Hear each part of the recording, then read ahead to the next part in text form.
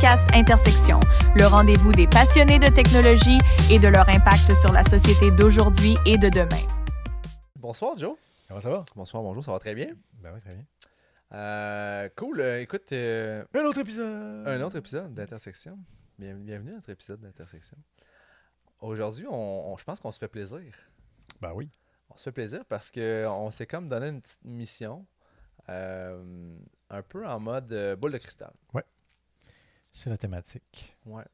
C'est drôle parce que, bon, je pense qu'on couvre la tech indépendamment depuis des années, toi puis moi, puis j'ai toujours eu un touch point un peu annuel de regarder qu'est-ce qui s'était passé. Tu sais, la dernière année, qu'est-ce qui s'est passé. Puis regarder un peu où est-ce qu'on s'en va. J'ai toujours eu un scope de, OK, c'est quoi les vraies tendances. Puis plus ça va, plus, en tout cas dans ma job, on me la demande des fois celle-là. Tu sais, Ben oui. on s'en va où, là? Exact. Moi c'est quelque chose qui m'anime de dire, OK, je veux voir c'est quoi. Je veux m'imaginer c'est quoi les grandes révolutions. Là. Ouais. Puis dans Révolution, il y a des révolutions dans 50 ans, il y a des révolutions dans 15 ans, mais il y a des révolutions dans qu'est-ce qui va s'en venir for real dans la prochaine année. Ouais. Qu'est-ce qui va être peut-être palpable, peut-être pas par tout le monde, mais qu'on va voir des gens sur la planète qui vont commencer à faire des choses ou utiliser des choses qu'on n'avait pas vues encore. Mm-hmm. Fait que, ouais. Moi, je peux aller dans la dernière année nécessairement. Ben, OK. Moi, je me suis permis de... Tu sais, je vais y aller at large. Il y a des choses que je pense que oui, sont proches de nous. Ouais. Il y en a d'autres que c'est difficile à dire, peut-être le time frame, ou potentiellement je vois que ces révolutions-là peuvent se passer. OK, j'aime ça. Mais c'est ça. OK. Fait que pour la petite histoire, donc on s'est lancé le défi de chacun de notre bord, regarder qu'est-ce qu'on pensait être des prévisions technologiques qui allaient s'en venir dans un futur plus ou moins rapproché. Moi, je l'ai comme regardé dans l'année qui s'en vient, mais mes sujets vont quand même... C'est pas vrai qu'il y a une révolution ou une tech qui sort cette année, elle sera plus utilisée l'année 2. Là. Fait que je veux dire, à quelque part, je pense que ça va s'entrecouper de manière... Assurément. Fait que... Puis je dois dire que moi, j'ai un peu triché. Oui. Parce qu'on utilise Miro pour monter nos sujets, nos contenus. Puis je suis comme tombé sur tes contenus. Voilà. Mais j'ai juste vu vite. Okay. J'ai pas fait « Ah, je suis tombé dessus, je vais aller lire. » Mais c'est ça. C'est comme, t'as vu le cadeau en dessous de l'arbre, mais tu les as pas déballés, mais t'as vu la grosseur, puis il y en a un que tu vois que c'est un snow racer parce que la forme... Exact. OK. Cool. Ben... Tu veux-tu partir là-bas? OK, je pars le bal. Avec quelque chose qui est une absolue vérité, je pense, for real, puis on en parle beaucoup. Je dis beaucoup for real. On va me calmer sur le for real. Là. Mais à la question, hey Simon, qu'est-ce qui s'en vient dans l'année prochaine? À ma job, souvent, c'est des entrepreneurs avec qui je transige, puis ils sont pas tous tech. Puis là, qu'est-ce qui va s'en venir? Ben, c'est de l'AI, de l'intelligence artificielle partout. Ouais. Donc, on en a parlé dans d'autres épisodes avant. L'intelligence artificielle, ChatGPT, puis tout ça, il y a une belle petite révolution qui est là.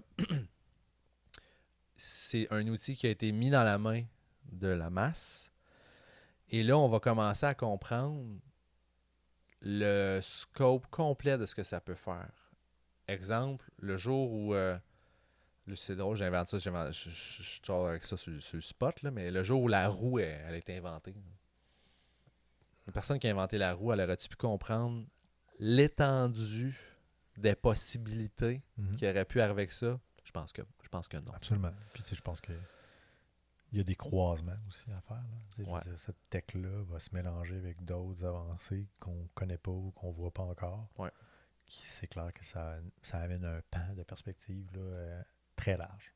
Très, très large. Puis dans le scope des choses tech qui sortent, il y en a que c'est des buzzwords, il y en a que c'est des trucs que tu dis, ouais, ok, mais ça va-tu passer l'épreuve du temps? On n'est pas... Mettons là comme quoi? Mettons tout ce qui est Web3, là, qui était une couple d'années, là, tu sais, les NFT et tout ça. Ouais.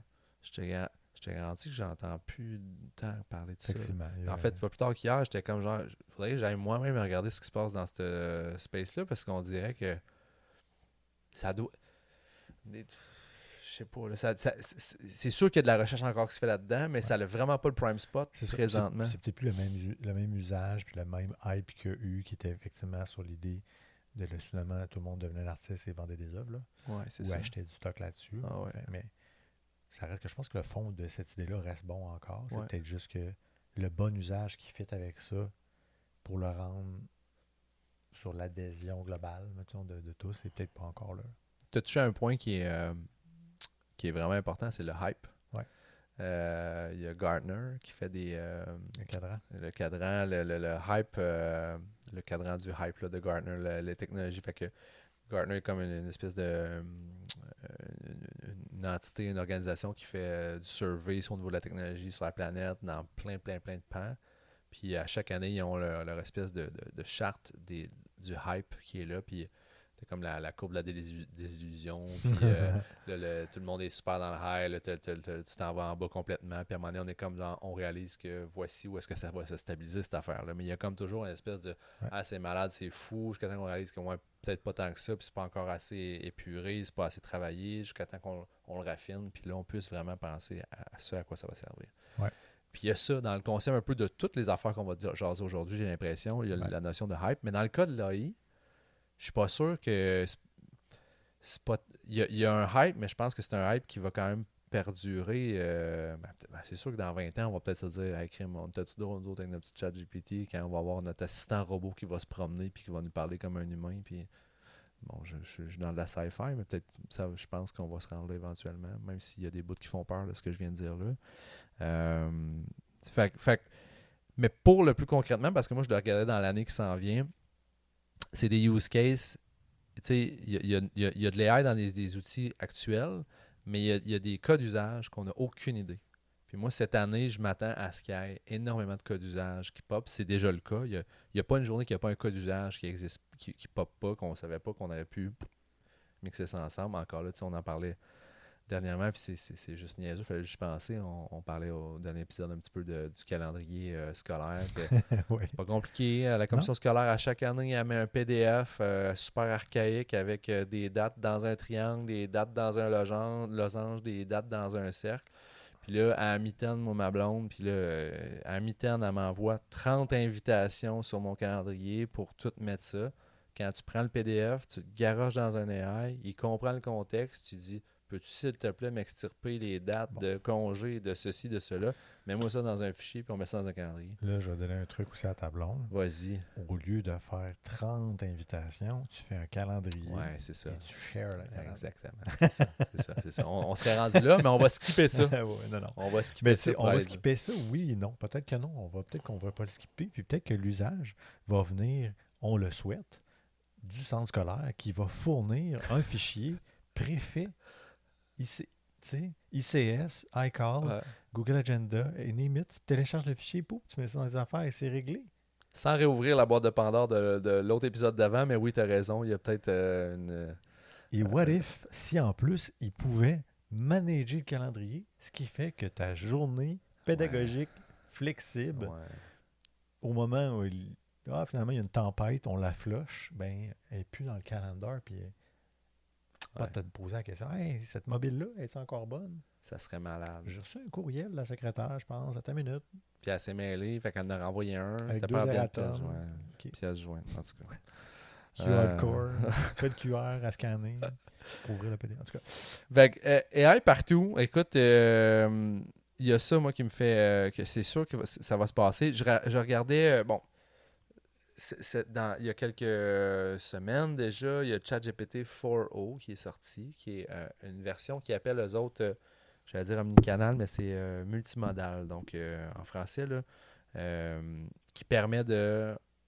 L'AI peut voir via ta caméra, l'AI peut te parler via la voix,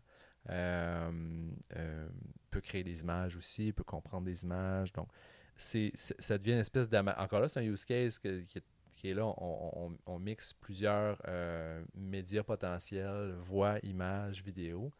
Fait qu'on n'a pas vu le bout là, de ça, j'ai l'impression. Ça ne fait que, oui, on est dans du créatif, mais ce créatif-là peut être aussi utilisé dans plein de business puis de style d'entreprise. Puis c'est su et connu avec Bon, son nom, c'est Sam Altman, qui est à la tête de OpenAI. ChatGPT, GPT-5, ça s'en vient. On parle de fin 2024, début 2025. C'est pas encore 100% confirmé. Puis on s'en va où avec ça? Ben, des agents autonomes pour des tâches complexes, genre gérer tes courriels, gérer tes calendriers. Donc, tu vois, bref, on en parlait tout à l'heure. Fait que, tu sais, quand je disais l'AI va s'émisser partout, votre quotidien numérique, il va y avoir un AI à quelque part. Est-ce que ça va être un seul AI qui va rule them all pour se promener un peu partout? Ou mettons, vous faites affaire au bureau avec la suite Office, les AI de Office, les AI de Microsoft vont être là. Vous basculez sur le web, vous êtes sur votre chat GPT qui est là. Vous êtes sur votre Mac, le Mac va avoir son AI. Ça, c'est une autre affaire. Là, je fais un lien avec les objets connectés qu'on a parlé dans les premiers épisodes, où est-ce que ta maison est connectée, mais c'est comme 18 brands, là. Il n'y a rien qui se jase. Fait que là, Ouais. Mais là, c'est ça, parce que là, on est dans la guerre de qui va prendre le plus de place là-dedans. Ouais. Là, pour l'instant, tout le monde semble évoluer à un bon rythme. Mais clairement, peut-être qu'un joueur comme OpenAI avait pris. A quand même, comment dire, dans l'histoire, c'est eux qui ont mis le pied à terre, les premiers sur la Lune. la pole position Exact, un peu. ça devrait être le drapeau. Mais rapidement, les gros joueurs qui ont les gros moyens, qui étaient peut-être pas loin dans leur plan de développement, ont tout de suite levé en arrière en disant oh, tu as vu Google qui a sorti Gemini. Ouais. Moi, je l'utilise beaucoup, je l'aime bien. Il y a Claude au niveau européen qui on entend parler. Donc, là, tu vois déjà, on a 3 brands majeurs qu'on entend plus parler. Puis, je dis majeur, Claude, pour moi, c'est pas un brand majeur, mais c'est un nom qu'on entend, qui a quand même une certaine force encore dans la considération dans le monde des geeks. Oui, c'est ça. J'en parle dans mon cercle d'amis. Personne ne connaît Claude. Non. Par contre, on a entendu parler de Gemini, puis on a entendu parler de ChatGPT. Ouais. Et de Copilote. J'ai oublié Copilote. Au niveau de Microsoft, exactement. Exact. Fait que tu sais, agent autonome pour des tâches complexes, des capacités multimodales, dont texte, image, vidéo, j'en ai parlé un petit peu. On parlait de génération vocale réaliste à partir de petits échantillons. Fait que ça existe déjà. Ouais. D'envoyer 15 secondes de la voix de quelqu'un, puis bing bang, tu es capable d'aller chercher une voix de synthèse sur cette personne-là. Fait que c'est sûr que tout ça, tu sais, je lisais là-dessus, le but, puis là, on regarde plus loin, le but de ces avancées-là en AI, c'est de se rendre à la fameuse intelligence artificielle générale. Là. Donc, on va pas nécessairement rentrer dans ce concept-là aujourd'hui parce que je ne veux pas prendre toute la pôle, le temps de glace avec ce sujet-là, mais il y a comme 3 grandes classes d'intelligence artificielle. Tu as l'ANI, qui est comme l'intelligence artificielle étroite, narrow. Tu as l'intelligence artificielle générale, qui est celle du milieu. Puis tu as la super intelligence artificielle, l'ASI. L'ASI, là, pour ceux qui se le demandent, ben, c'est celle qui serait un peu comme celle qui détruirait la Terre ou la rendrait la plus belle au monde, dans le sens où ce serait le Skynet de Terminator ou l'inverse. Je cherchais activement dans ma tête. C'est quoi le nom déjà? Skynet. Mais là, le médian de ça, c'est l'AGI, qui est l'intelligence artificielle générale, qui permettrait de faire énormément de choses. On n'est pas encore là, mais c'est la direction dans laquelle ils veulent prendre avec tous ces updates-là d'intelligence artificielle. Très cool, très très cool. Ouais, c'était mon premier point. Puis sans le savoir, dans ton premier point, tu t'ouvrais sur le mien. Let's go. Moi, dans le fond... Skynet? Non, mais en tout cas, oui et non. Okay. Moi, dans le fond, ce que je voulais amener, c'est les robots s'invitent dans nos foyers. Let's go. Tu as parlé de robotique en disant hey, les AI, on va peut-être avoir des robots, tout ça. Ouais. Je pense que c'est ma première prédiction, je pense qu'on est plus proche que jamais de ça. Puis c'est bon, là évidemment, quand je dis ça, vous voyez tous le robot avec des bras et tout, les robots qu'on peut déjà voir dans certains développements. Un humanoïde. Frontier, celui-là aussi de Elon Musk, dont le nom m'échappe. On en a parlé, etc. Mais je pense qu'il va y avoir d'autres étapes avant. À la limite, la première version du robot risque d'être non physique, c'est-à-dire que on pense aux assistants personnels, justement, qui vont devenir un peu des mini Jarvis, là, si on ramène ça au monde de la science-fiction. On va avoir la conversation à faire avec un outil comme ça qui va pouvoir nous donner des réponses basées sur des contenus, va pouvoir se connecter à des objets de la maison qui permettent de le faire, etc. Donc, on va avoir une interaction intéressante. Puis il y a déjà Gemini, d'ailleurs, qui a ouvert la porte sur des choses comme ça. Ils ont démontré là, que avec la prochaine version de assistant, pas d'assistant, mais de Google Nest, dans le fond, leur outil, avec, exemple, Ringtone, avec les sonnettes avec caméra et tout. Puis la démonstration que l'outil pourrait dire « Ah, ben, moi, je pars de la maison. Oublie pas de dire aux enfants en venant ce soir de ne pas laisser leur vélo dans l'entrée. » Les enfants reviennent de l'école, ils laissent les vélos dans l'entrée. L'AI l'a vu sur la caméra. Puis quand les enfants rentrent dans la maison, mais le Google, Google Home, il fait « Bonjour les enfants, message de votre père, n'oubliez pas d'enlever vos vélos dans l'allée. » Mais c'est un exemple qu'ils ont donné, mais quand tu regardes ça, tu sais comme « Wow! » Là, après ça, ton imagination part, puis tu te dis il y en a, là, tu sais. Livraison Amazon, tu sais, genre, tu t'attends une livraison, là. Poup, hey, il y a un livreur qui vient de passer à 3h22. Tu sais, tu peux dire, OK, il est passé. T'sais. Donc, là, tu es capable de retourner dans l'historique de tout ça. T'sais. Ouais. C'est fou, là. C'est, ça, c'est juste la base. Ouais. Moi, ce qui m'a fasciné, c'est qu'actuellement, si tu fouilles un peu, il y a eu une grosse nouvelle qui est sortie sur Macrumors, où on parle de Apple. Ouais. Où on a parlé d'un tabletop robot. Ouais. Je sais pas si tu as vu ça. Ouais, c'est une espèce de... Tu vois ça? Comme une espèce d'un des anciens Mac tout en un, mais là, c'est un gros écran avec un pod en dessous qui le tient. Qui pourrait pas nécessairement être obligé d'être gros. Tu sais, pense à à un iPad, par exemple. Fait que ça pourrait être un genre de base avec un petit bras articulé sur lequel tu viens déposer ton iPad. Puis à ce moment-là, il y a une reconnaissance qui se fait à ce moment-là, puis ça ouvre un software, un logiciel, puis ton appareil passe en mode tabletop robot.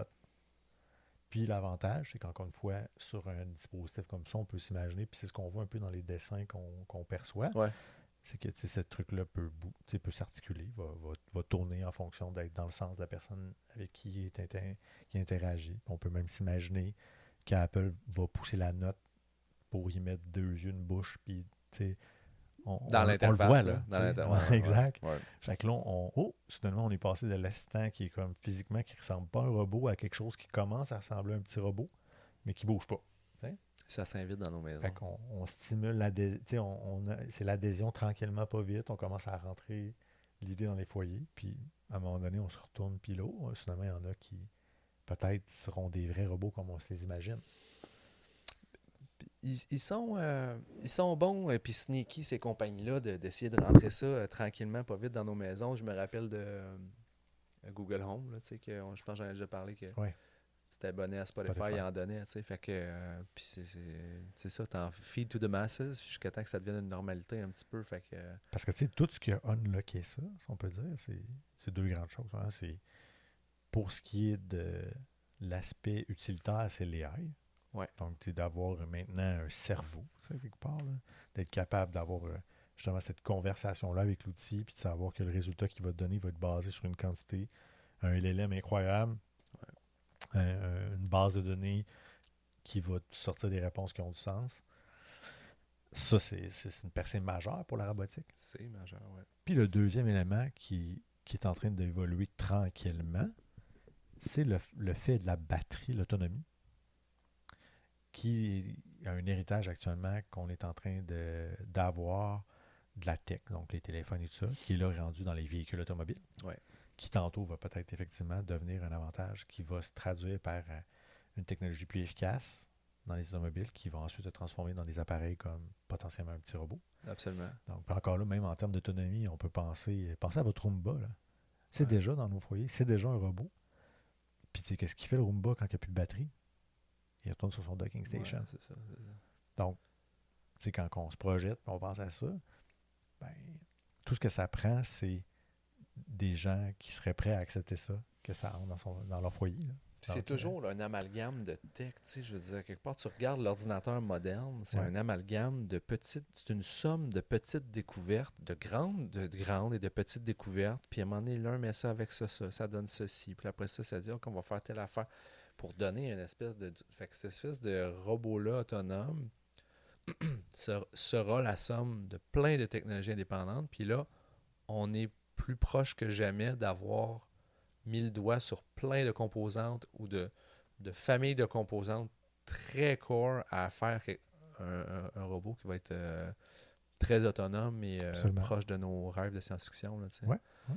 Là, ça amène d'autres affaires, ça, là, parce que le jour où, je veux dire, on se paye un robot à 12 000 dans la maison, là, puis là... C'est sûr qu'au début, il risque d'avoir ça. Il risque d'avoir le facteur que c'est un produit qui va être un produit de luxe, C'est qui sûr. va être réservé aux gens qui ont les moyens C'est sûr. de se le payer. Mais tu sais, je pense que l'objectif, ça va être d'amener à ce qu'il puisse avoir une adhésion qui permette à un peu monsieur, madame, tout le monde ou une famille moyenne de se le payer. Tu sais. Ouais, ouais. Puis qu'est-ce qui dit qu'on va être obligé de se l'acheter aussi? On va le louer. Peut-être. Je vais te louer. Ah ouais. C'est un Oh. abonnement. Ah ouais. OK. Fait que là, OK.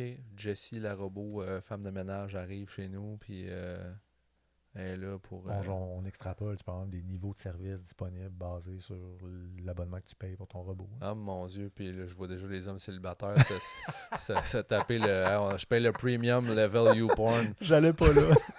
J'allais pas là, mais écoute, tu t'as ouvert la porte. Il y aura Ouais, écoute, où est-ce qu'il y a de l'homme, il y a de l'homme. Exactement. Voilà. Donc, mais bref, oui, tu sais, mais tu sais, juste en termes de capacité, tu pourrais dire effectivement, tu sais, il y a certains niveaux de choses que... Ouais, il y a une qualité de robot peut-être auquel tu peux avoir accès ou certaines choses. absolument. Ou ton robot t'a dit je vais vous servir vos céréales Cheerios, les céréales, là, tu sais, une pub avec. Là. Ah, il coûte moins cher parce qu'il est diverbial, il t'envoie de la pub. Il passe là, 2-3 pubs entre deux réponses. entre deux bouchées de raisin sec. OK, j'aime Voilà, ça. donc les robots s'invitent dans nos foyers. Moi, c'est ma prédiction. Je pense que on s'en va vers ça, puis plus vite qu'on pense. Bon, ben mettons qu'on fait... je fais c'est une belle passe à la palette-ish pour mon prochain, qui serait le biohacking qui devient de plus en plus réel. Donc, oui, des robots, ça, potentiellement, mais nous, devenir de plus en plus améliorés en tant qu'être humain grâce à des devices électroniques, des devices numériques. Ce qui a lancé la perche à ce sujet-là, c'est on suit de proche la compagnie Neuralink de notre chum Musk, qui lui, Elon, il lâche pas les innovations. Qu'on l'aime ou qu'on l'aime pas, il y a des bouts qu'il est capable Parce qu'actuellement, c'est plus mon ami. Là. Non, c'est ça. Il y a bien des trucs qui sont moins le fun parce qu'il est chumé avec Trump en ce moment. Là, mais mettons qu'on set ça de côté. La compagnie Neuralink, moi, j'ai été abasourdi de voir dans la dernière année. Ça fait longtemps qu'on sait qu'ils veulent créer des implants qui vont venir dans la tête, se connecter avec le cerveau. Puis, tu vois, c'est conçu pour permettre aux patients de contrôler des appareils électroniques par la pensée. C'est un peu les premières implantations. Donc, on implante un device à des gens qui sont généralement paraplégiques, là, qui ont des membres qui ne fonctionnent plus. En fait, ceux-là qui on leur donne des capacités, dans le fond, qu'ils nous ont perdues. Qu'ils ont perdues. Mm-hmm. Mais là, c'est de la grosse science medtech de feu. Là. On s'interface directement avec le cerveau, puis on va prendre, des signaux électriques ou des signaux du cerveau pour venir contrôler quelque chose. Dans la vidéo, on savait qu'ils voulaient faire ça depuis longtemps. Cette année, ils l'ont réussi. Ils ont montré un gars, un type... genre de notre âge, tu sais, 35-40 ans, le gars, ça fait des années qu'il a perdu l'usage de tous ses membres. Puis là, du jour au lendemain, il a la puce. Il est devant un ordinateur. Il est capable de jouer aux échecs par la pensée. Il est capable de contrôler le curseur par la pensée. Il est capable de taper par la pensée sur un clavier virtuel. J'ai même lu dernièrement aussi qu'il jouait à Counter-Strike. Non, mais c'est fou, là. Tu sais, je veux dire... Oui, mettons, jouer à Pong, c'est une chose. Là. Ouais. Déplacer un curseur, c'est faire des choses, à la limite, déplacer un pion aux échecs, c'est une chose. Ouais. Mais là, on parle d'un jeu... Un FPS, là, first on a person du shooter, mouvement où techniquement, on a une manette où on a contrôlé plusieurs paramètres. Mais là, lui, il n'y a rien dans les mains. Là. Je veux dire, tout se fait là. Là, tu vois, j'avais pas vu ça. Ouais. C'est fou. Ouais, Fou ouais. brague. Fait qu'on est là, ça. Puis bon, Pour ceux qui connaissent Counter-Strike, pour ceux qui connaissent pas, un jeu de gun. Ouais, exactement un jeu de gun. Tu tues du monde. Mais c'est parce que c'est pas le solitaire. Là. Non. C'est plus compliqué que ça un peu. Là. Un 3D shooter, Ouais. classique. Ouais, exactement. Puis, fait que, tu sais, loin de moi et de toi, je pense, d'être des gens très proches de comment ça se gère cette tech-là, mais n'en est-il pas moins que ça vient influencer la société, ça vient influencer des humains qui sont dans des situations qui sont regrettables, puis que ça vient les amener plus loin. Ce qu'ils disaient, eux, au niveau des objectifs futurs de Neuralink, ils prévoient perfectionner les implants pour les rendre plus autonomes et capables de gérer des tâches complexes sans supervision humaine directement. Fait que ça va être de plus en plus fort. Mais c'est sûr qu'à ce niveau-là, énormément de défis éthiques et sécuritaires. Bref, tu sais, je veux dire, tu joues dans le cerveau, mon chum. Là, je veux dire, c'est compliqué. Puis, c'est pour ça que je pense qu'actuellement, le target est sur les gens qui, pour eux, tout potentiel gain est un bénéfice en tout point. Ouais. Alors que, tu sais, toi puis moi, à l'heure actuelle, on ne voit pas l'intérêt de s'ajouter un implant. Là. Non. Par contre, puis là, c'est là qu'on rentre dans les théories de futuristique. Pas la théorie de l'alignement, mais il y a des gens qui... c'est comme une espèce de croyance puis ça a un nom, là, ça m'échappe, là, que l'être humain se rapproche de plus en plus... Singularity. C'est exactement ça. Merci, Jonathan. Grâce à ma visite de Singularity University, c'est un terme que je n'oublierai jamais. Ah ouais? Bon, OK, voilà. Puis ça, c'est une visée qui existe. Fait que tu dis, tu sais, pour nous, on n'a pas besoin de ça.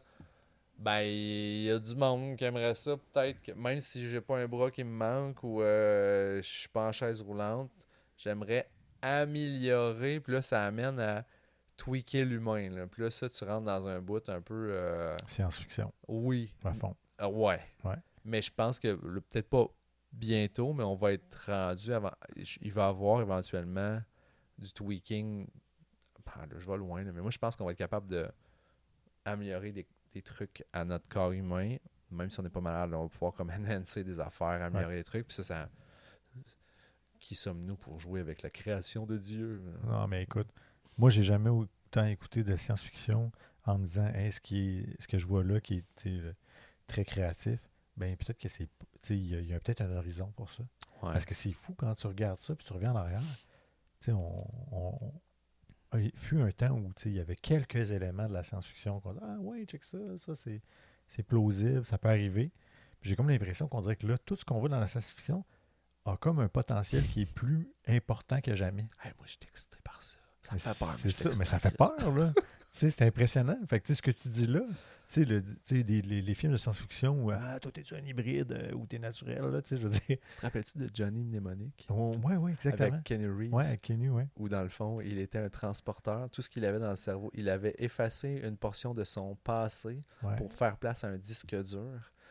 Il était un transporteur d'informations numériques illégal.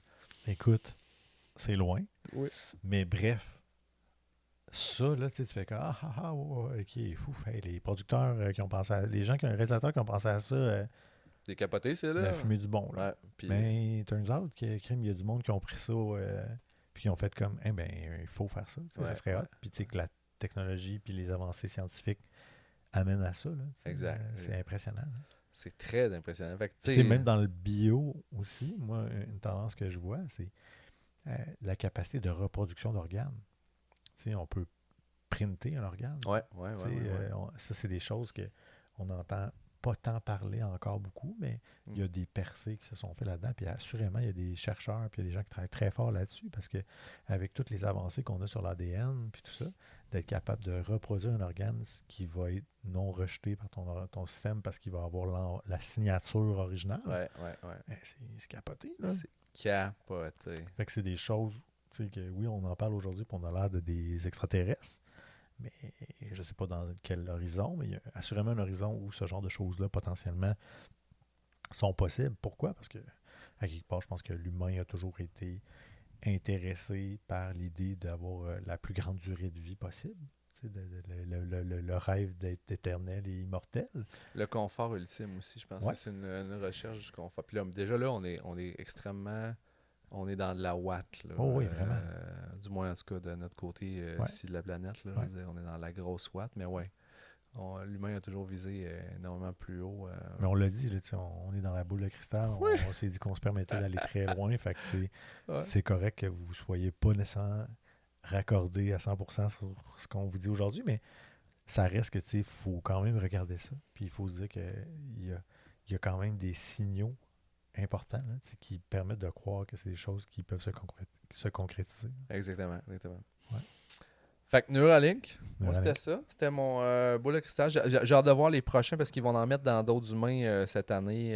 Fait que tu sais, ça va de plus en plus débloquer à ce niveau-là. Fait que c'était au niveau du biohacking, le hacking. Très intéressant. Ouais. Bon point. Toi, ton bar? What Je else? l'aime bien, ça. Là.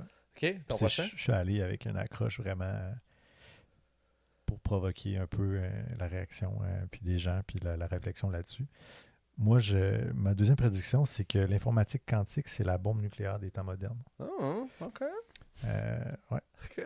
Donc, Dis-moi en plus. oui, ben, tu sais, quand on regarde ce qui est devenu l'informatique quantique, Ouais. c'est une révolution qui est en train de se passer à l'heure actuelle. Ouais. On ne se fera pas de cachette, il existe de plus en plus d'appareils puis de nécessité de consommer des données puis des serveurs, etc., etc. Et l'informatique quantique, puis de calculer finalement, faire des calculs mathématiques parce que tout revient à ça. Puis l'informatique quantique, à quelque part, amène un certain edge, si on peut dire, un certain, potentiellement, quelque chose qui fait qu'une nation, que ce soit n'importe qui, pourrait arriver et avoir des avancées sur la quantique ou une puissance quantique suffisamment grande pour mettre en échec un autre pays. C'est là que je m'en vais. Je l'aime ton point. Tu comprends? Ouais. Fait que je pense que sans qu'on s'en rende compte, actuellement, il y a une guerre à l'armement quantique. C'était un malade. Ouais. OK, je comprends. Fait que moi, c'est ce que je sens. Dans le sens où, tu sais, demain matin, encore une fois, on parle souvent de la Chine, mais imagine que la Chine, qui est un pays qui développe la tech énormément, réussit à pousser et à prendre un écart, exemple, avec ce que nos voisins, les Américains, ont. Ben, soudainement, ils ont une arme tangible entre les mains qui est invisible puis qui peuvent causer des dégâts majeurs. Puis ils peuvent le faire de façon sans nécessairement dire de faire un événement qui va tout défaire. Moi, je le ferais sournoisement. Ils peuvent être chirurgicales Ouais, moi, je le dirais même pour pas. nuire à l'économie américaine, pour nuire aux élections, pour créer du chaos, etc. Je me servirais de ça, sneaky bastard, d'aller vraiment créer le chaos de façon très... sans trop faire un éclat que j'ai ça là, entre les mains. Là. Puis je pense que comme pour la bombe nucléaire, c'est important que rapidement, tous les pays réussissent à se mettre en joue. On dit, OK, ben nous aussi, on a le quantique, puis on est fort pour que personne se dise, on va utiliser ça. Parce que je pense que les possibilités, parce que oui, il y a du beau avec le quantique, parce qu'on se dit potentiellement, justement, le fait qu'on consomme énormément de calculs mathématiques, d'infrastructures, ben, le quantique va nous permettre de soudainement devenir beaucoup moins énergivore, puis ça fait partie de l'air du temps, même s'il y a encore des énormes défis, là, parce que ça chauffe sur un moyen temps, puis ça demande de l'eau. Pour refroidir ces appareils-là, mais encore une fois, comme n'importe quelle technologie, c'est des choses que j'imagine on va finir par adresser avec l'évolution de tout ça. Mais on peut penser qu'on va être capable de réduire des flottes d'infrastructures, puis d'utiliser peut-être moins d'énergie, puis d'avoir une puissance de calcul, puis une puissance de fonctionnement qui fait qu'on n'a plus besoin d'en parler. Là. Ça devient plus un enjeu. Là. C'est drôle parce que pendant mes vacances, j'ai écouté Oppenheimer, qui est sur la course à l'armement nucléaire. Puis il y a énormément de parallèles. Ben, juste ton titre là, parle un peu de ça. Fait que moi, ce que de ma vue, des conférences que j'ai vues là-dessus, puis des lectures que j'ai faites, tout le monde travaille là-dessus. Tout le monde est comme conscient que c'est pas pour tout de suite que ça va s'en venir, mais tout le monde veut mettre le doigt sur cette affaire-là partout sur la planète. Là. Puis juste pour peut-être rappeler à ceux qui sont peut-être loin de ça, c'est quoi peut-être juste faire un petit backtrack là-dessus. Tu me corriges, là, mais tu sais, un ordinateur standard, c'est des 0 et des 1 au niveau des états là, qu'on va être capable de faire. Puis tout ce que vous avez devant vous, ça fonctionne avec des 0 et des 1, puis ça calcule de même. Au niveau du quantique, c'est qu'entre le 0 et le 1, il y aurait une infinité de possibilités, si je me souviens bien.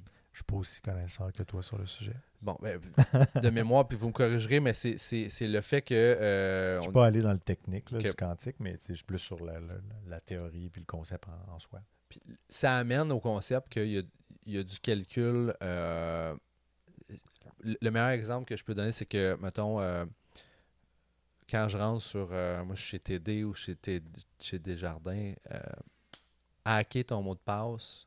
Là, présentement, les technologies actuelles, si moi je suis un pirate là, puis je veux essayer de hacker, mettons, ton mot de passe sur Desjardins, ça va me prendre avec les technologies actuelles, je vais dire un chiffre, là, 200 ans là, à cracker ça, tellement c'est complexe le mot de passe puis tout ça.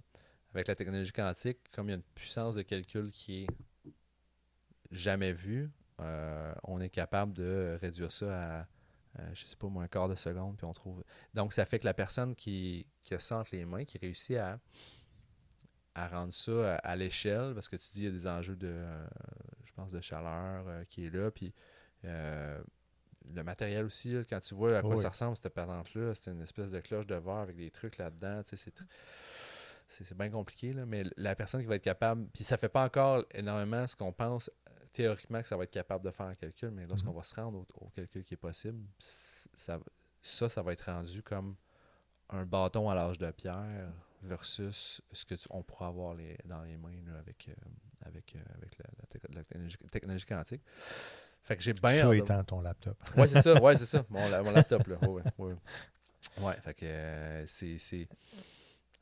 Puis je sais qu'au Québec, on a technologie quantique à Sherbrooke, si je me souviens bien. Ouais. On a une zone qui est là. Il y a des serveurs quantiques, il y a du matériel quantique, il y a de la recherche qui se fait là. Puis il y en a à plusieurs endroits sur la planète. Fait que, ouais.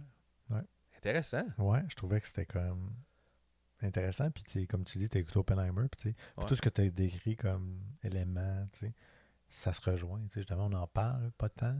Puis c'est quelque chose que tout le monde est très silencieux sur l'ampleur du potentiel.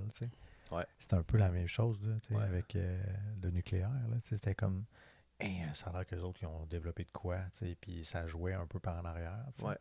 Donc j'ai comme l'impression que c'est un peu ce qui se passe avec le quantique aussi actuellement. Les gens ils reconnaissent la puissance terrible qu'il peut y avoir derrière l'arrivée de ça. Donc je pense que tout le monde justement travaille silencieusement derrière. Là. Donc, ouais. Puis là, regarde, tu vois, rajoute, c'est quoi du AI dans du quantique? C'est ça. C'est genre un AI qui va être probablement fluide comme toi et moi à l'heure actuelle dans la discussion. J'imagine.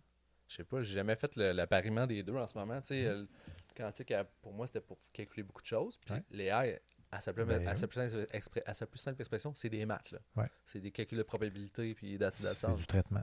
Donc là, on passe on va rire de l'AI comme on la connaît actuelle, où là, on attend la réponse qu'on trouve que ça va vite. Là. Ouais, c'est ça. Dans les faits, là, on va être vraiment dans plus d'instantanéité. Là. Ouais.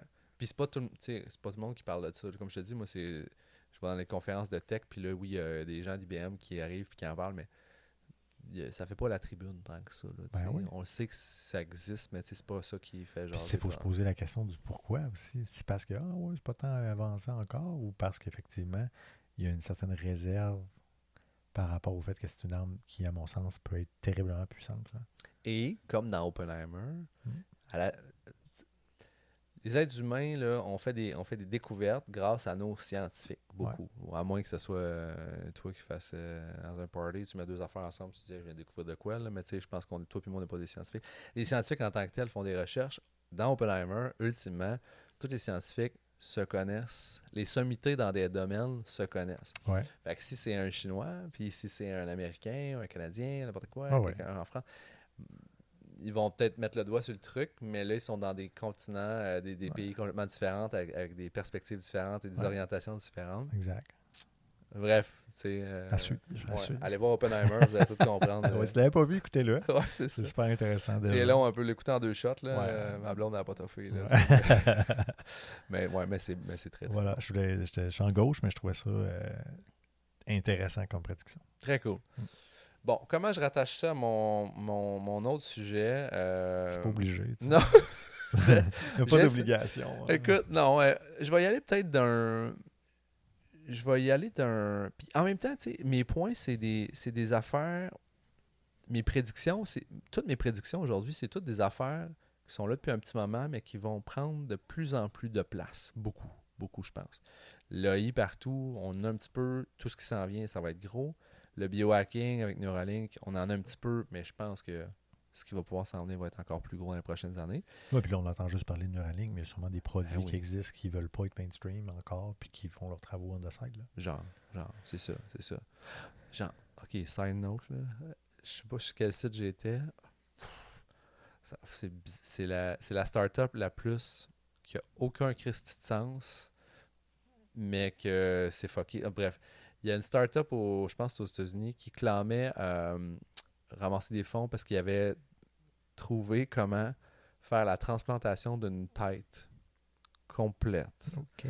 Puis là, ils ont fait une vidéo démo complète de genre en 3D, ils ont fait une simulation. Puis là, c'est vraiment, on va être capable là, de enlever la tête de quelqu'un, puis mettre la tête de quelqu'un d'autre, la mettre là. Puis je sais pourquoi je m'en vais là. Bref, je sais même pas pourquoi je parle de ça. Ben, c'est à cause du biohacking, mais ça n'a aucun Christi de sens. J'enverrai ça. C'est juste très, très, très, très, très, très drôle. Les gens en ligne étaient comme genre, mais quelle idée de start-up la plus ridicule. C'est impossible que ça marche, mais bon, who knows at some point. Mais ça a été vraiment.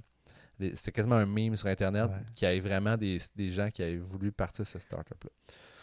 By the way aussi, Vas-y. si les gens s'intéressent vraiment à des sujets là, comme ça, puis à des startups qui ont des idées folles, j'en ai ce que je te disais tantôt de la Singularity University. Ouais. C'est une université californienne dont c'est pour les startups. Et eux, ils n'incubent que des startups dont l'optique font partie des grands champs, là, comme au niveau de la... Ils s'attaquent aux plus grands problèmes mondiaux. Comme, évidemment, ils ont changé leur truc depuis que moi je les ai vus, mais des startups sur les changements climatiques, la bouffe. Je me souviens quand moi j'étais allé dans le temps, il y avait une startup qui était là, qui avait fait les manchettes, qui avait fait les journaux parce qu'il avait imprimé une boulette d'hamburger 3D printé, là, qui était comestible. Ouais. Donc, ils ont vraiment des produits de start-up, des entreprises start-up qui sont comme révolutionnaires sur des choses qui sont considérées comme étant des enjeux humains. Là. Ah, la première, c'est bonne. Fait que puis ce qui est fun aussi, c'est qu'ils ont évidemment, ils publient beaucoup de contenu, beaucoup de recherches, des trucs comme ça. Fait que c'est une infolette à laquelle, ou je sais pas aujourd'hui si on va dire avec un podcast, whatever. Mais clairement, si vous voulez vous tenir informé sur des trucs tech funky, là, c'est vraiment un super beau produit à regarder. On va aller voir ça. Cool. Ouais. Mon prochain point. Une continuation de ce que je vois depuis les dernières années. Dans le fond, passer de programmeur de mon côté, quand on programme quelque chose en informatique, on va programmer avec un langage de programmation, on va partir de rien. On va prendre, des outils, mais on va bâtir une maison à partir de rien avec ces outils-là. Il y a une tendance qui est en très grande croissance depuis 3-4 ans. C'est tout ce qui s'appelle le low-code, no-code. Donc, absolument. De rendre possible à quelqu'un qui n'a pas nécessairement de connaissances en programmation, rendre possible à cette personne-là de prendre des outils, mais ce ne sera pas nécessairement du langage de programmation, des lignes de code qu'on va faire. On ne va pas prendre un langage de programmation pour écrire du code avec ça. On va plutôt prendre un outil qui va nous permettre de jouer avec une interface, drag and drop, glisser, déposer ce qu'on a besoin, avoir des fenêtres contextuelles de choix de ce qu'on veut faire. Donc, on ne code plus avec une ligne de code du langage de programmation. On a juste comme une interface où est-ce qu'on est capable de... On a des blocs Lego, puis tu es capable de faire ce que tu veux faire avec ça. Puis cette mouvance-là, moi, j'ai écrit, tu n'as plus besoin d'être programmeur pour construire quelque chose de relativement, je vais dire, solide. Moi, de ce que j'entends beaucoup du low-code, no-code, c'est que c'est sûr que tu ne peux pas bâtir le prochain, je sais pas moi, le prochain navigateur Chrome là, en no-code, low-code. On ne fait pas ça, genre non, de choses. Pour l'instant, tu ne peux pas faire des applications robustes, complexes. Hein. C'est ça. Exact. Mais dans un contexte où tu veux faire pour ton entreprise, ta start-up, tu veux te faire quelque chose qui va fonctionner, que tu vas pouvoir à la limite peut-être générer certains petits revenus avec ça. Ça ne sera pas parfait, mais tu vas l'avoir bâti toi-même et c'est beaucoup l'autonomie. Absolument. Donc, on passe le pouvoir. Le programmeur n'est plus la seule bébite et l'unique bébite qui est capable de concevoir du numérique. le citizen est capable, le commun du mortel peut être capable, s'il a Exact. la passion et la patience et la volonté de comprendre des concepts, Ouais, c'est ça. il va avoir des outils plus simples à sa portée. Je pense que oui, mais je pense qu'il y a une gradation dans l'évolution du low-code, no-code. Ouais. Puis oui, effectivement, on peut en arriver à un point où ça va être encore plus facilitant que ce que ça l'est à l'heure actuelle. Ouais. Moi, j'en utilise du low-code, no-code. Là. Je suis un gros fan de Google AppSheet, OK. qui est la version low-code, no-code de Google. Ouais. Puis, tu sais, ça prend quand même encore des notions de développeur. Il y a des choses qui sont encore relativement techniques à comprendre. Ouais. Fait que, tu sais, on n'est pas à ce point-là encore, à moins d'être très, très, très curieux, de prendre le citoyen et dire « Hey, tu peux monter ton app. » Mais on le sait que ça pourra arriver là. Exactement. Effectivement, comme tu le dis. Fait que c'est super intéressant, vraiment, Ça... comme produit. D'ailleurs, je passe le mot, je trouve qu'à Québec, on en entend peu parler. Non. Moi, je suis dans des communautés européennes, en France notamment. C'est hyper populaire. Mm-hmm. Il y a des produits, il y a des grosses communautés d'échange sur low-code, no-code. Il y a une maudite belle opportunité d'essayer de rasseoir du monde autour d'une bière, puis de commencer à parler de low-code, no-code, puis de faire découvrir tout le potentiel de ça. Je suis d'accord avec toi, le mot n'est pas encore spreadé là, ici tant que ça. On a quelques joueurs, je pense à une agence ici à Québec, Apollo 13 / Spectrum, là, qui font beaucoup de low-code, no-code, se spécialisent là-dedans au niveau d'Apollo 13. Mais à part de ça, quelques joueurs, mais tu sais, le thinking en ce moment est encore le même. Si tu veux faire développer quelque chose, tu vas aller chercher une agence standard qui va qui va venir avec son lot de spécialistes, avec son prix aussi. Don't get me wrong, moi j'arrive de ce milieu-là, puis toi aussi, ça a sa pertinence à fond la caisse, mais il existe beaucoup de scénarios où tu n'as pas besoin de la Cadillac. Absolument. À 120 000, tu peux... Je suis la preuve vivante. J'ai un client monté en low-code, no-code qui écoute eux, la réponse qu'ils se sont fait servir ici, c'était on va vous développer une app. Mais quand je suis arrivé, j'ai fait on n'a pas besoin de la développer custom, l'app. On va utiliser un produit low-code, no-code. Puis ça a été 10% du budget qu'il y avait eu en estimation. Exactement. Je ne dis pas ça parce que je suis content d'avoir fait ça, mais ça a été la réalité. Puis dans le 10%, moi j'étais bien heureux, eux étaient bien heureux. T'sais. Puis je pense qu'à quelque part, même les agences ou les boîtes de développement vont aussi trouver leur compte là-dedans. Dans le sens où je pense que les développeurs qui travaillent dans les boîtes, ce qu'ils veulent, c'est travailler sur des gros projets. Fait que les petits projets, justement, s'ils finissent par un peu profiter de ces produits-là, peuvent continuer d'exister, mais ce que ça fait aussi comme effet bénéfique, c'est que ça va permettre à des gens de faire dans le monde des startups ce qu'on appelle un MVP. Exact. Donc, on a un produit minimum viable qui fait ce qu'il y a à faire, puis qu'à un moment donné, on va user à la corde. On va faire comme, OK, mais là, je pense qu'on a atteint le maximum de ce que le produit potentiel peut nous permettre. Mais clairement, c'est un produit qu'on aime, puis qu'on veut voir développer, puis qu'on veut adapter à notre réalité. Que la clientèle veut. Puis là, à ce moment-là, je me retourne vers l'agence, je me retourne vers la boîte, qui a les capacités, puis je leur dis, on va développer l'app. That's it.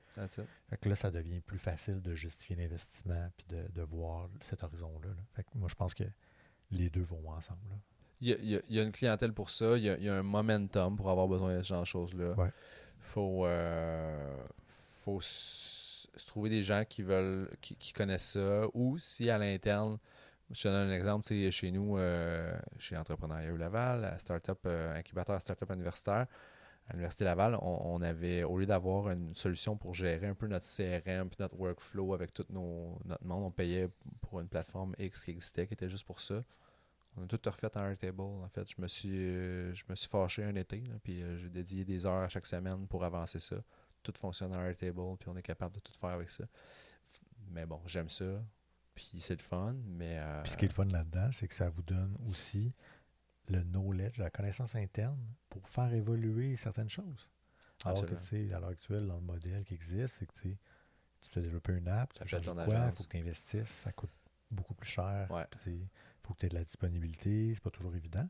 Fait que là, ce que c'est le fun, c'est que c'est vraiment ça cultive, puis ça force le développement de la connaissance à l'interne, puis je pense que c'est une bonne chose aussi parce que c'est l'idéal pour faire développer un produit. Absolument. Et pour faire évoluer, en fait, un produit. Absolument. Okay. un petit downside quand même que moi je veux quand même m'amener sur la glace, c'est que c'est sûr que quand tu fais du low-code, no-code, tu t'assois sur des technologies qui sont de type SaaS, qui sont en ligne. Donc, tu t'assois sur une tech de laquelle tu n'es pas propriétaire, qui n'est pas sur un serveur à toi. Tu n'as pas nécessairement le contrôle sur la reliability, là, à quel point elle va être là tout le temps, up and running, 99,999% du temps. S'il y a des petits bris, il y a des petits trucs. Puis souvent, dans le low-code, no-code, tu vas amalgamer plus d'un truc ensemble. Donc, tu vas faire affaire avec 1, 2, 3 services qui vont se jaser ensemble. Quand quelque chose se passe à telle place, il déclenche un processus à un autre endroit qui lui déclenche un autre processus à un autre endroit. Des fois, ça va être 3 systèmes que tu vas payer 4$ par mois, ces systèmes-là. Mais s'il y en a un qui tombe, ben, l'échiquier tombe un petit peu aussi. Fait qu'il y a certains downsides. Oui. Mais c'est pas parfait. Mais clairement, encore une fois, comme on le dit, c'est un produit où il va y avoir de l'évolution, de l'avancée.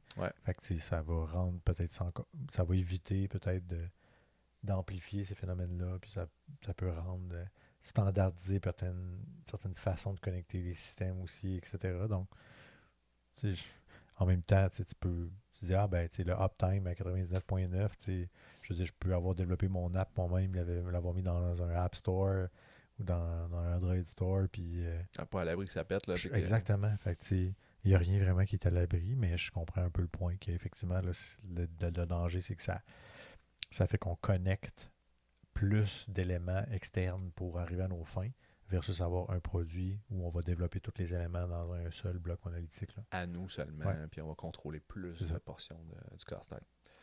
Cool. OK. Fait que c'était mon troisième sujet. Toi, as-tu encore... Non, j'avais décidé que j'arrêtais. Non, c'est pas vrai. J'en ai un troisième, je pense, qui est tout aussi intéressant que le deuxième. La crypto-monnaie va faire une percée et s'imposer comme modèle de transaction du futur de notre société. Eh là, tu vas là. Pourquoi tu penses que je les garde en dernier? Tabarouette. Parce que, sais-tu quoi, le pire, c'est que là-dedans, moi, tu sais, t'as peut-être vu mes affaires, puis moi, j'avais, tu sais, comme source d'inspiration, hey, ChatGPT, quelles sont les plus grandes tendances qui s'en viennent? Les prédictions technologiques. Puis là-dedans, il l'avait, là, crypto-monnaie, là, at some point, quelque part là-dedans. Ouais, blockchain et crypto-monnaie, c'était là. Et j'étais comme, mais vas-y, parce que c'est intriguant. Puis, ouais, qu'est-ce qui peut se passer, selon toi? Ben, c'est sûr que là, tout le monde dit, oui, la crypto-monnaie. Premièrement, il faut comprendre que le modèle existant, maintenant, ça a combien... Sais-tu ça a combien d'années le Bitcoin et la crypto-monnaie? Je sais pas, 12-13 ans peut-être? Dans ce coin-là, je pense. Je me souviens plus, mais ça a quand même un bon historique. Là. Ça fait un petit bout que c'est là. Puis tout le monde dit ça va crasher. Ça a 2009. 2009. Quand même, hein? Ouais. C'est quand même 15 ans. 15 ans. Ouais. C'est pas rien, là, 15 ans. Ouais. Donc, c'était rien en 2009, là, sûrement. Là, on va se dire, pas sûrement, c'était pas grand-chose. Puis tu sais, il y a du bon, il y a du mauvais là-dedans. Il y a eu toutes sortes d'histoires. Mais on a envoyé la blockchain comme quelque chose de révolutionnaire. La révolution n'a toujours pas eu lieu, la blockchain. Mais même si, quand on regarde le concept et qu'on pense à ce que c'est quand même très intéressant. On n'a pas réussi encore à trouver une application day-to-day quotidienne. Puis je pense qu'encore une fois, la tech n'est pas encore 100% là pour nous permettre de faire fonctionner ça adéquatement. Mais je pense que les principes de base de l'idée d'avoir une monnaie virtuelle, d'avoir une monnaie intangible, je pense que ça fait du sens. Je pense que si on réfléchit, puis déjà, on le sait que certains pays, comme le Canada, ont testé en vase clos, ont essayé de développer leur propre crypto-monnaie. Il y a des projets, là. Si vous faites vos recherches, vous trouvez c'est pas sur un petit site tabloïd caché. Au fédéral, là, ici, monnaie canadienne. Là, absolument. Okay. Ils ont fait des projets pilotes. C'est intéressant, ça. Donc, tu sais, il y a une idée derrière ça qu'à un moment donné, l'argent physique, il y a quelque chose que les gens utilisent de moins en moins là-dedans. Je sais pas toi, là. Mais moi, j'en ai plus d'argent physique. Ben, j'en ai si c'est nécessaire, je vais avoir un show, je sais que ça va être le DAWA pour payer ma bière, tu comprends? Mais ce que je veux dire, c'est on parle de prédiction, on se projette. Je dis pas que c'est la première de mes prédictions qui va arriver. Quoique, mettons que la deuxième me dérange peut-être plus. Mais je pense que c'est logique de penser qu'on va se rendre vers une monnaie digitale. Puis, est-ce que cette monnaie digitale-là va faire en sorte justement qu'on va éventuellement penser à une monnaie universelle? Là, ça c'est loin. Là, Oh, Mais shit. ça OK. ouvre un pan intéressant, tu sais, Ouais. sur l'idée qu'il pourrait exister une monnaie universelle. Est-ce que ça va devenir une monnaie universelle? Je crois pas. Mais il pourrait en avoir une qui est universelle. Ouais. Donc, il y a quelque chose d'intéressant derrière ça. Tu sais, puis le principe de la décentralisation, qui est un principe quand même intéressant. Mhm. C'est sûr que là, il y a énormément d'institutions derrière ça actuellement. Tu sais, les banques, c'est le modèle d'affaires, c'est basé sur l'argent et tout ça. Fait que, tu sais, il va y avoir des grosses révolutions à y avoir dans ça. Mais moi, ça fait partie des choses que je me suis toujours intéressé. J'ai déjà, comme tout le monde, j'ai miné, moi. Tu sais, j'ai eu des appareils, j'ai miné des bitcoins, Ouais. d'autres crypto-monnaies. J'ai une mining farm à un moment donné. Là, tu sais, j'étais impliqué avec d'autres amis là-dedans et tout. Puis on a arrêté pour plein de facteurs que je n'aurais pas ici. Mais c'était intéressant. Tu sais. C'était vraiment le Far West. Là. Moi, je compare ça à ce que j'ai vécu dans le temps aux gens qui, effectivement, là, qui partaient à la ruée vers l'or. Là, tu sais, OK, on va essayer de trouver nos affaires, C'est fou, hein? nos pépites d'or là-dedans. Ouais. Mais derrière ça, parce que je pense que là, l'élément négatif dans l'histoire, c'est que les gens focus uniquement sur l'idée qu'il y a du profit puis du cash à faire dans ce milieu-là. Puis Ouais. on voit juste ça. Enlève ça, là. Mets ça de côté. Dis-toi juste que ça pourrait juste être une monnaie virtuelle pour tout le monde. C'est ça. C'est point barre, là. Puis qu'après ça, on pense plus en termes de concept derrière de technologie puis d'idées derrière ça, là, vraiment les fondements. Il y a absolument quelque chose qui est d'avenir là-dedans. Là, tu sais. Absolument.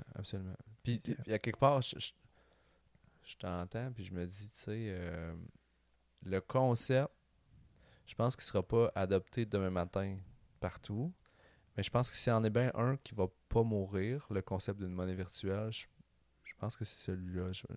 Je pense pas qu'on va en démordre, puis à un moment donné, on va dire, ouais, finalement, Ou en tout cas, du moins, il va servir de base sur une transformation ou sur une évolution. ouais. Il va faire comme un Pokémon.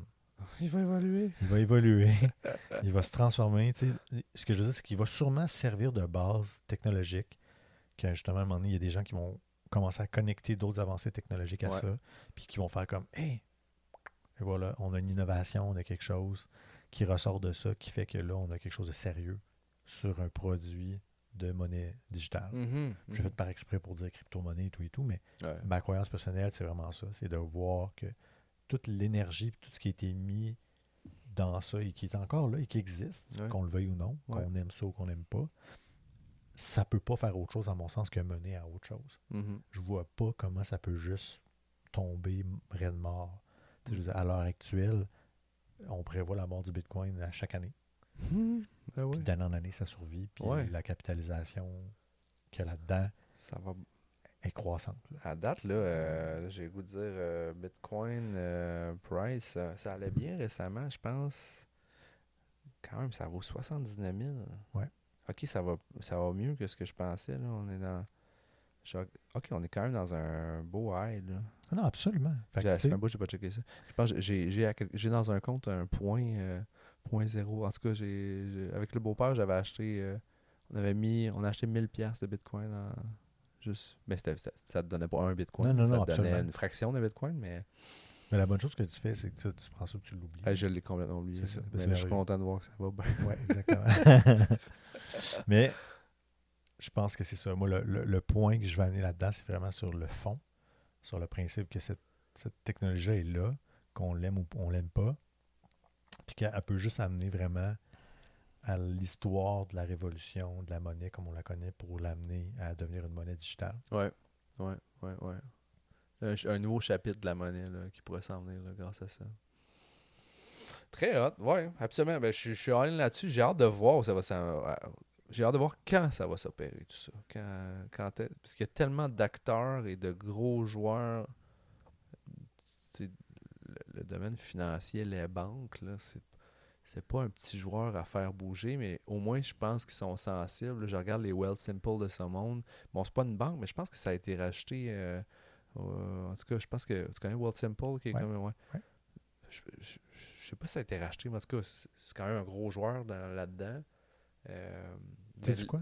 Ouais. Moi, je pense que ce qui peut éventuellement paver le chemin vers ça, là, Ouais. c'est qu'il y a des banques indépendantes qui commencent à Uh-huh. apparaître. Ouais. Puis, tu sais, à un moment donné, il y en a un qui va peut-être trouver une façon d'utiliser tout ça comme un edge pour essayer de se démarquer du modèle traditionnel. Absolument. Puis réussir à convaincre les gens que, hey, il y a un bénéfice Mhm. de travailler avec une banque indépendante de ce style-là qui va avoir une tech qui va arriver avec une promesse. T'sais.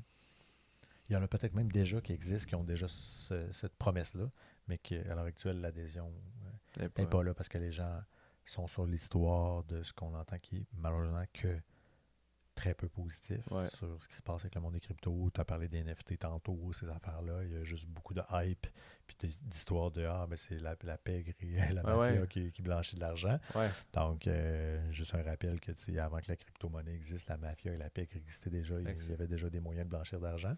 Donc, c'est certainement pas la crypto-monnaie qui les a permis de poursuivre ce qu'ils faisaient déjà. Mais moi, je vois quelque chose de vraiment là-dessus, puis j'ai bien hâte de voir ce que l'avenir va dire là-dessus. J'ai aucune idée de l'horizon. Ouais, moi non plus. Ouais. Mais clairement, à regarder, là, puis à garder en tête de mire là-dessus. Voilà. Cool, OK. T'avais-tu d'autres points ou c'est... That's it. That's it? OK. Fait que bon tour de roue quand même. Ça pourrait même devenir un petit rituel annuel de début d'année.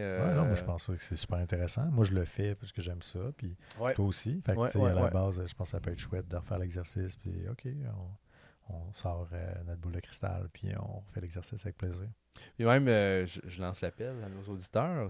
Vous, est-ce que là-dedans, il y en a qui sont plus dans votre boule de cristal, ou y a-tu même des trucs auxquels vous vous tenez mordicus que dans les prochaines années, c'est sûr que ça va décoller? Fait qu'hésitez vraiment pas à en faire part dans les commentaires. Puis écoute, c'est intéressant, on pourra creuser le sujet puis aller un peu plus en profondeur. Là. Moi, je trouve ça super intéressant comme idée. Exactement. En fait, reparlons un peu du mailbag. Hein? On l'a pas nécessairement dit à chaque épisode, mais tu sais, si vous avez des questions ou commentaires, tout ça, sujet, shootez-nous ça. Puis, comme je l'ai fait au départ en revenant dans le dernier épisode, non pas dans celui-ci, mais dans l'autre, de revenir sur certains sujets des épisodes précédents. S'il y a des éléments de mailbag, c'est un peu dans cette formule-là qu'on va le faire. On va faire un retour, puis on va se donner la possibilité là, d'échanger sur ces points-là. Ouais, parfait. Super. Joe, ça ressemble à ça. It's a wrap. Fabuleux épisode. Merci beaucoup. Puis on se revoit pour un prochain épisode de Super. Oui. Yes. Salut. Salut.